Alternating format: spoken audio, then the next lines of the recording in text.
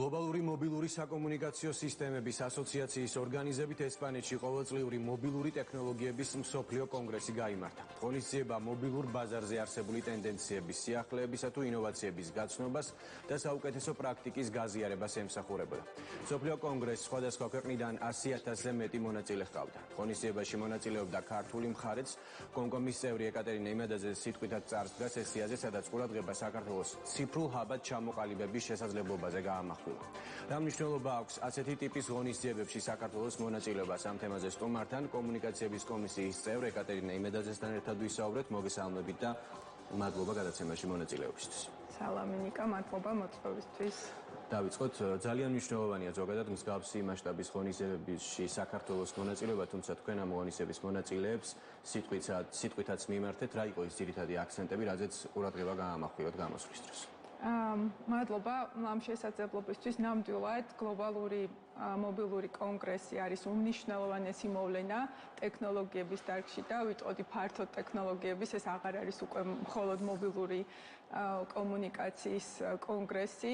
როგორც თქვენ აღნიშნეთ, 100,000-ზე მეტი მონაწილე ყავდა, 1000-ზე მეტი სპიკერი, 3,000-ზე მეტი სტენდი იყო და მონაწილე პავილიონი წარმოდგენილი და ქვეყნებისთვის აქვს რამდენიმე განზომილებაში მნიშვნელობა ამ კონგრესზე იყვნენ ფართოდ წარმოდგენილები და სასიხარულოა რომ წელს ჩვენ რა თქმა უნდა კომუნიკაციების კომისია, რადგან ჩვენ დარგის ექსპერტიზის მიმართულებით ყოველწლიურად ვცდილობთ რომ მივიღოთ მონაწილეობა, თუმცა წელს განსხვავებული იყო ეს მონაწილეობა, რადგან სპიკერის სახით შეგვეძლო წარდგომა. კონკრეტულად ის პანელი, რომელზეც ვიყავი სპიკერი, ეძღვნებოდა უსაფრთხოების მიმართულებით თანამშრომლობას და მოგეხსენებათ, რომ საქართველოს როგორც ციფრული ჰაბი, გარდა იმ კორიდორისა, გეოპოლიტიკური კორიდორისა, ციფრული კორიდორისა, რომლის შესაძლებლობასაც იძლევა ეს დამაკავშირებელი წყალქვეშა საკომუნიკაციო კაბელი, ამის გარდა უსაფრთხო გარემოდ ითვლება, რადგან ჩვენთან ის სამართლებრივი ჩარჩო, სარეგულაციო ჩარჩო ჰარმონიზებულია ევროკავშირის კანონმდებლობასთან და კანდიდატის სტატუსთან ერთად განსაკუთრებით მნიშვნელოვანი გახდა ჩვენი როლი რეგიონში, რომ ჩვენ ავიღოთ ეს ინიციატივა ჩვენ თავზე და დამაკავშირებლები გავხდეთ ევროპასა და აზიას შორის, როგორც უსაფრთხო ციფრული კორიდორი და ამ თემაზე ვისაუბრე. ჩემთან ერთად პანელურ დისკუსიაში მონაწილეობდა Google-ის წარმომადგენელი, ევროკავშირის კიბერუსაფრთხოების ორგანიზაციის ექსპერტი, ასევე ძალიან მნიშვნელოვანია, რომ იყო ასევე აღმოსავლეთის ყურის რეგიონიდან, სპარსეთის ყურის რეგიონიდან საუდი ტელეკომის CEO და იყო ინტერპოლის წარმომადგენელი, ანუ ძალიან მრავალფეროვანი წარმომადგენლობა ჰქონდა ამ პანელს და მნიშვნელოვანია, რომ ქვეყნის პოზიციონირება დიდ მოთამაშეებთან და დიდ ორგანიზაციებთან საყურადღებო გავხადეთ და საქართველოს ციფრული ჰაბი, როგორც რეგიონის ციფრული ჰაბი, ეს პოტენციალი თქვენი შეფასებით რამდენად არსებობს და ზოგადად ამ ღონისძიების მონაწილეებს რამდენად ესმით ქართული მხარის საქართველოს მნიშვნელობა ამ პროცესში? დიახ, ძალიან კარგი კითხვა, ანუ უფრო და უფრო ცნობადი ხდება საქართველოს. ერთ-ერთი მნიშვნელოვანი, რა თქმა უნდა, კანდიდატის სტატუსია, რაც უკვე ყველა მიცის, ორმხრივი შეხვედრები გავმართეთ და მაგრამ იმის გარდა, რომ ჩვენ გვაქვს სტატუსი, ამის გარდა ჩვენ რომ აქტიურად ვმუშაობთ და ვართ წარმოდგენილი და ჩვენ უკვე ვახმოვანებთ ამ ამბიციის უკან, რა სამუშაოების ჩატარებას ვაპირებთ, რომ რეალობად ვაქციოთ ციფრული ჰაბის პერსპექტივა, იმიტომ რომ მოგეხსენებათ, ჰაბის პრინციპი ბევრი ქვეყნისთვის არის მომხიბვლელი, მათ შორის ჩვენს რეგიონში და მნიშვნელოვანია, რომ ჩვენ ეს კონკურენტული უპირატესობა, რაც საქართველოს გააჩნია, კარგად ვაჩვენოთ, სპეციფიკურად ვაჩვენოთ, რომ მაგალითად ჩვენ გვაქვს ეს სარეგულაციო და სამართლებრივი გარემო ძალიან მოქნილი და ვთქვათ, დასავლეთში ოპერირებად იმ ოპერატორებს, რომლებიც დასავლეთში არიან, ანუ მსოფლიოს საერთაშორისო ოპერატორისთვის ძალიან ადვილია აქ შემოსვლა იმ მხრივ, რომ მისთვის გასაგებია ის სამართლებრივი ჩარჩო, რომელიც აქ დახვდება. თუმცა ამის გარდა დიდი სამუშაოა გასაწევი იმისთვის, რომ რეალურად ის სატელეკომუნიკაციო ინფრასტრუქტურა, რაც ჩვენ გვაქვს, იყოს მდგრადი და საიმედო და უსაფრთხო. აი ეს უსაფრთხოება არის ძალიან მნიშვნელოვანი კომპონენტი, რაც გარკვეულ მაღალ სტანდარტებს მოითხოვს და ეს ასე ვთქვათ, გარკვეულწილად გამოწვევაც არის. ჩვენ ამ გამოწვევაზეც ვსაუბრობთ და ვამბობთ, რომ ჩვენ მზად ვართ თანამშრომლოთ და თანამშრომლობთ აქტიურად იგივე ევროკავშირის ENISA-სთან, უსაფრთხოების ორგანოსთან, რომელიც ამ სტანდარტებს განსაზღვრავს და ჩვენ როგორც პატარა ქვეყანა მოქნილები ვართ იმისთვის, რომ ადვილად გავაკეთოთ ადაპტირება და სახელმწიფო მომართული იმისკენ, რომ ადვილად გააკეთონ ადაპტირება იმ საერთაშორისო მაღალ სტანდარტთან უსაფრთხო სატელეკომუნიკაციო სისტემის და ეს არის ძირითადი საფუძველი, რომ ჩვენ გავხდეთ კონკურენტული იმისთვის, რომ ტექნოლოგიური და ციფრული ჰაბად დღეს რა ეტაპზეა საქართველო ამ მიმართულებით თქვენი შეფასებით? დღეს მიმდინარეობს კვლევები, ეკონომიკის სამინისტრო არის წამყვანი ამ სფეროში,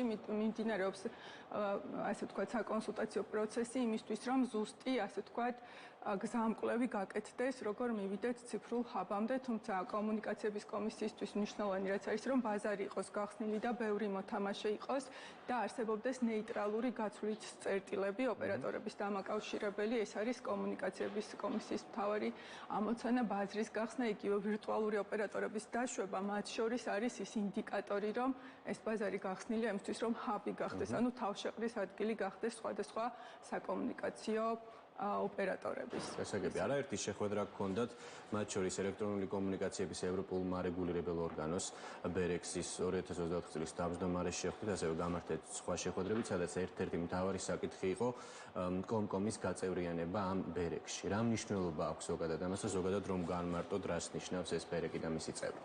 კი ბატონო, დიახ, დიდი მადლობა. რამდენიმე წელია აქტიურად ცდილობს კომკომი, რომ აი ამ ოჯახის წევრი გახდეს, ეს არის ევროკავშირის მარეგულირებლების ქსელი, BEREC-ი, რომელიც არის უმნიშვნელოვანესი ორგანო, ის ევროკომისიასთან ერთად მაგალითად აძლევს თანხმობას სარეგულაციო თუ საკანონმდებლო ცვლილებებს ტელეკომის დარგში და ყავს ძალიან მაღალი დონის ექსპერტები, რომლებიც ზუსტად ამ რეგულაციების შემოღებაზე მუშაობენ. ანუ ფაქტიურად რომ შევხედოთ სატელეკომუნიკაციო დარგში, ეს არის თქვათ მთავარი ექსპერტიზის მფლობელი ორგანო, შესაბამისად ჩვენი წევრობა, საქართველოს წევრობა დაწყებული ასოცირების ხელშეკრულებიდან აქტუალური გახდა, რომ ჩვენ ამ ექსპერტიზის ნაწილი ვიყოთ და მაქსიმალურად ახლოს ვიყოთ იმ გადაწყვეტილებებთან, რომელიც ევროკავშირში მიიღება სატელეკომუნიკაციო სექტორის დარგში. კანდიდატის სტატუსმა კიდევ უფრო მეტი, ასე ვთქვათ, მოგცა საფუძველი იმის, რომ ჩვენ გავხდეთ ნამდვილად BEREC-ის წევრები. აი, რა სახის რეგულაციებზეა საუბარი ამ შემთხვევაში? თითქმის ყველა მიმართულება შეეხება ტელეკომის ბაზრის რეგულაცია ნებისმიერ როგორ ხდება მაგალითად განსაზღვრა, როგორი ტიპის დაშვებები უნდა არსებობდეს ბაზარზე, იგივე რაზეც ვთქვათ ჩვენ კომისია საუბრობს ხომ, ვირტუალური ოპერატორის დაშვება იქნება თუ ფიქსირებულ ქსელზე დაშვება, ანუ ბაზრის გახსნის პრინციპი. კიდევ რეგულაციებია, მათ შორის roaming-ზე, აი ცნობილი სქემა roam like at home, ეს არის მათ შორის BEREC-ი განსაზღვრავს, როგორი ტიპის უნდა იყოს რეგულაციები და ის ევროკავშირის დონეზე განსაზღვრავს ამას.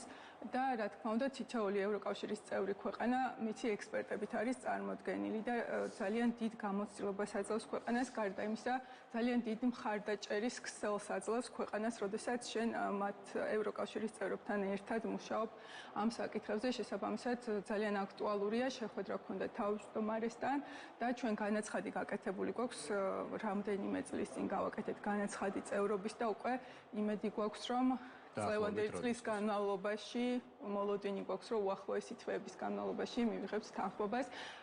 ზოგადად ძალიან კარგია ასევე წევრს ამ BEREC-ის წევრ ორგანიზაციებს, ჩვენს კოლეგა ორგანიზაციებს აქტიურად ხვდებით, მათ შორის ბარსელონაში და უკვე ეს პოზიტივი, რომ ჩვენ გაგვიხილავენ როგორც აი ამ ქსელის ნაწილად, აუცილებელ ნაწილად ეს პოზიტიური მესიჯიც მივიღეთ მათგან.